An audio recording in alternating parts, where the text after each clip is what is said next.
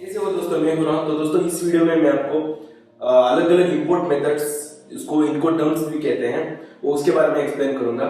Specially अगर आपको Amazon FBA करना है, आप में से कई सारे लोगों को अभी अभी पता चल चुका होगा अमेजोन FBA का अपॉर्चुनिटी के बारे में। 2022 में आपको सक्सेसफुली अमेजोन FBA करना है तो आपको मतलब हमने देखा है कि अमेजोन FBA एक तरह रिसेशन प्रूफ बिजनेस हम कह सकते हैं, क्योंकि 2020 से हम देख रहे हैं पहली बार लॉकडाउन हुआ था, सिर्फ उस लॉकडाउन पे ही इफेक्ट हुआ था। उसके बाद जब भी लॉकडाउन हुआ है मतलब हमारा सेल्स तो इंक्रीज ही हुआ है, क्योंकि ऑब्वियस रीजंस है लॉकडाउन में मतलब ई कॉमर्स का सेल्स इंक्रीज होता है। तो इसीलिए मतलब एज ए बिगिनर आपको इस बिजनेस को सीरियसली मानना है। ऑफ कोर्स कई सारे लोग क्या करते हैं, बिगिनर्स जॉब के साथ अमेजोन FBA बिजनेस स्टार्ट करते हैं, तो टाइम इन्वेस्टमेंट ऑफ कोर्स कम ही रहता है, पर आपको मतलब इसको सीरियसली कंसिडर करना है अमेजोन FBA। तो इसीलिए आपको एक ब्रांड बिल्ड करना है। आपको ऐसा सोचना है कि आप फ्रॉम स्क्रैच मतलब एक प्रोडक्ट बिल्ड कर रहे हैं, ना सिर्फ कुछ ट्रेडिंग कर रहे हैं, प्रोडक्ट लो और सेल करो होलसेल से। तो इसीलिए मतलब अमेजोन FBA करने के लिए और जब भी आप प्रोडक्ट लॉन्च करते हैं तो उस प्रोडक्ट के लिए डायरेक्टली मैन्युफैक्चर से आपको सोर्स करना है। और आपको पता ही होगा मतलब कई सारा मैन्युफैक्चरर्स इंडिया में नहीं है। अगर आपको सप्लायर्स मिल भी जाएंगे तो वो भी मैन्युफैक्चर से इंपोर्ट करके आपको सेल करेंगे। तो अगर उनसे आप खरीदेंगे तो आपको उतना ज्यादा प्रॉफिट भी नहीं होगा और आपका प्रोडक्ट आप डिफरेंशिएट नहीं कर सकते हैं। आपका लोगो लगाना हुआ, आपका आइडियाज उस प्रोडक्ट पे इम्प्लीमेंट नहीं कर सकते हैं। तो इसीलिए आपको इंपोर्ट करना बहुत ही इंपॉर्टेंट रहता है, इंपोर्ट सीखना। तो as a entrepreneur legal and taxation भी जानना बहुत ही इंपॉर्टेंट रहता है, स्पेशली इंडियन मार्केट प्लेस में। तो टैक्सेशन जानना मतलब बहुत ही क्रूशियल है। तो इसीलिए मतलब मैं अलग ही प्लेलिस्ट ही बना रखा हूँ मेरे यूट्यूब चैनल पे, आप चेक कर सकते हैं लीगल और टैक्सेशन के ऊपर। तो इस वीडियो में मैं आपको इंपोर्ट के बारे में बताऊंगा, ब्रीफली बताऊंगा, और मेनली जो इनको टर्म्स आपको जानना है अमेजोन FBA बिजनेस करने के लिए वो कम्प्लीटली मैं एक्सप्लेन करूंगा। और दोस्तों अगर आप बिगिनर हैं, मतलब आपको कई सारा वीडियोस आप देख रहे हैं यूट्यूब पर, कंफ्यूजन हो रहे हैं, तो मैंने एक वर्कशॉप क्रिएट किया है। तो उसमें मतलब जितना भी नॉलेज चाहिए आपको अमेजोन FBA के बारे में और मेरे खुद के बारे में भी मैंने एक्सप्लेन किया है। तो आपको वर्कशॉप का लिंक मेरे डिस्क्रिप्शन में सेकंड लिंक में मिल जाएगा। और मेरे चैनल को भी सब्सक्राइब करना मत भूलिए। तो बिना देर के इस वीडियो को शुरू करते हैं। तो सबसे पहला इनको टर्म है एक्सवर्क्स। तो एक्सवर्क्स एक इनको टर्म है, वरना इंपोर्टिंग मेथड भी आप कह सकते हैं। तो बेसिकली जो भी इंपोर्टिंग मेथड्स हुआ हो या इंपोर्ट टर्म, दोनों एक ही है और रिस्पॉन्सिबिलिटीज में डिफरेंशिएट होता है। मतलब सप्लायर का क्या रिस्पॉन्सिबिलिटी रहता है और बायर का क्या रिस्पॉन्सिबिलिटी रहता है, उसके ऊपर डिपेंड होता है वो पर्टिकुलर इंपोर्ट टर्म। तो एक्सवर्क्स में मैं आपको एक्सप्लेन करता हूँ। मैंने सिंपल ड्राइंग किया है, इसको आप चाइनीज वेयरहाउस आप मान सकते हैं, सप्लायर भी कहते हैं, एक्सपोर्टर भी कहते हैं या कंसाइनर भी कहते हैं।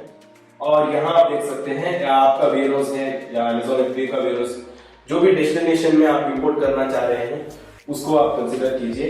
इंडिया है ऑफ कोर्स। बायर आप कह सकते हैं, इंपोर्टर कह सकते हैं, कंसाइनी कह सकते हैं, मतलब वेंडर कह सकते हैं। तो ये आप और ये चाइनीज सप्लायर है। तो ये चाइनीज कस्टम्स है और ये इंडिया का कस्टम्स है। तो इस तरह मैं ड्राइंग करके रिप्रेजेंट किया है। तो एक्सवर्क्स जो भी इनकम टर्म है वो रिस्पॉन्सिबिलिटी के ऊपर डिपेंड होता है, सप्लायर का कितना रिस्पॉन्सिबिलिटी है और बायर का कितना रिस्पॉन्सिबिलिटी है। तो एक्सवर्क्स में सप्लायर का रिस्पॉन्सिबिलिटी बस प्रोडक्ट प्रोड्यूस करना होता है और आपका प्रोडक्ट यहां से मतलब चाइनीज वेयरहाउस से आपका डेस्टिनेशन तक पहुंचाना आपका खुद का रहता है, मतलब बायर का रिस्पॉन्सिबिलिटी। और सप्लायर का रिस्पॉन्सिबिलिटी सिर्फ प्रोडक्ट प्रोड्यूस करना रहता है। तो इस तरह है एक्सवर्क्स में आपका मैन्युफैक्चरर या सप्लायर क्या करते हैं, सिर्फ प्रोडक्ट को प्रोड्यूस करते हैं, बस उनका काम हुआ। और बाकी वहां का मतलब उनका वेयरहाउस से ट्रक में लोड करना हुआ हो वो भी रिस्पॉन्सिबिलिटी आपका ही रहता है। वहां से लेकर आपका डेस्टिनेशन तक पहुंचाना रिस्पॉन्सिबिलिटी आप ले रहे हैं, मतलब बायर ले रहे हैं।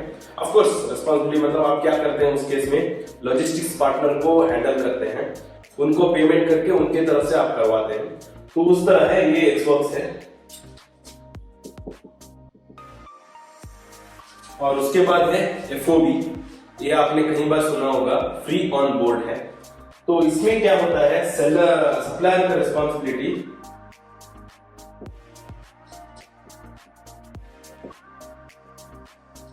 तो इस जैसे आप यहां देख रहे हैं, ऑफ कोर्स सप्लायर प्रोडक्ट को प्रोड्यूस करते हैं, मतलब मैन्युफैक्चर करते हैं, और उनको क्या होता है, उनका कस्टम से क्लियर करने का तक उनका रिस्पॉन्सिबिलिटी रहता है, और उनके वेयरहाउस से उनका जो कस्टम्स पोर्ट है वहां तक पहुंचाना, वहां कस्टम्स क्लियर करना, और बाकी जब वो लोड करते हैं, वो चाहे प्लेन में हुआ हो या शिप में हुआ हो, वहां से लेकर आपका डेस्टिनेशन तक पहुंचाना रिस्पॉन्सिबिलिटी बायर का रहता है, मतलब आपका रहता है।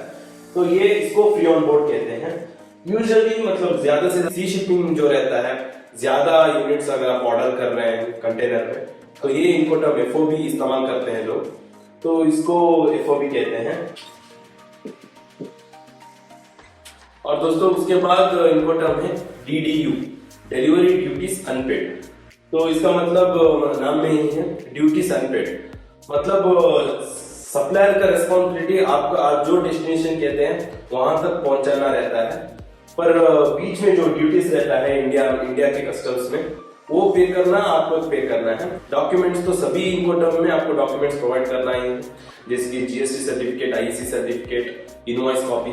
तो उसके लिए मैं अलग वीडियो बनाऊंगा, क्या क्या डॉक्यूमेंट्स लगता है इंपोर्ट करने के लिए और क्या क्या ध्यान रखना है आपको, तो उसके लिए ही मैं अलग वीडियो बनाऊंगा। मैंने ऑलरेडी बना रखा था, पर 2022 में क्या कुछ अपडेट हुआ है, तो उसके लिए मैं अलग वीडियो बनाऊंगा आगे। तो इस मेथड में मैं आपको ड्रॉ करके ही बताता हूँ।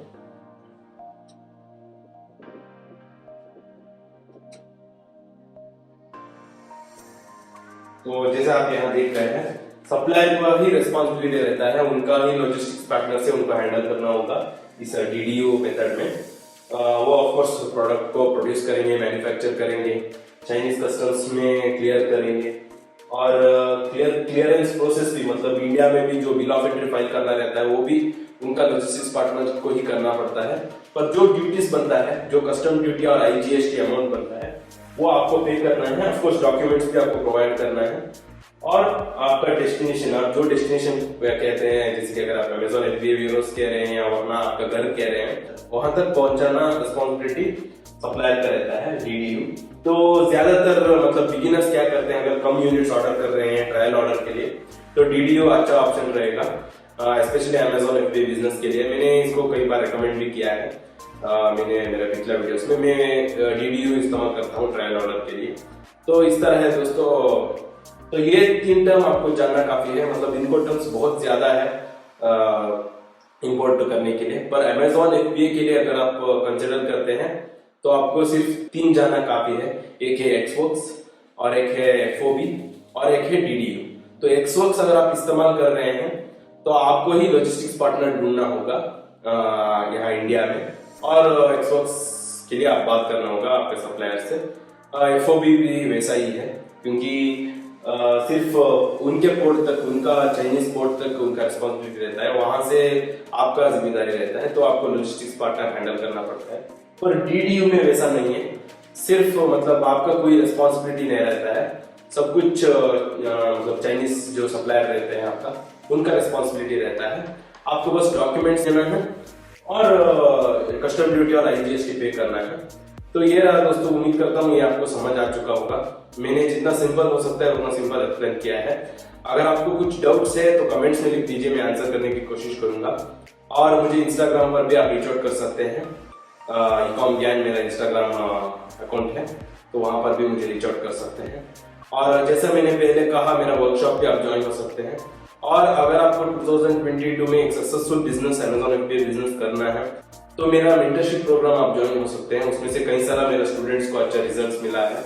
प्रूवन मेथड्स मैंने इंक्लूड किया है, आपको प्रीमियम कोर्स और मेरा गाइडेंस मिलेगा। मतलब आप डायरेक्टली मुझसे चैट कर सकते हैं, कॉल शेड्यूल कर सकते हैं, तो आपका क्वेरीज मुझसे पूछ सकते हैं। तो आपको सभी स्टेप बाय स्टेप एक्सप्लेन किया है। तो मेंटरशिप प्रोग्राम का भी लिंक भी आपको डिस्क्रिप्शन में मिल जाएगा, एक्चुअली पहला लिंक है। और मेरा फ्री ई बुक भी आप डाउनलोड कर सकते हैं। और इसी तरह जुड़े रहे दोस्तों, मैं आपके साथ और भी ई कॉमर्स का नॉलेज और एक्सपीरियंस शेयर करता रहूंगा। तो बस धन्यवाद दोस्तों, फिर मिलेंगे।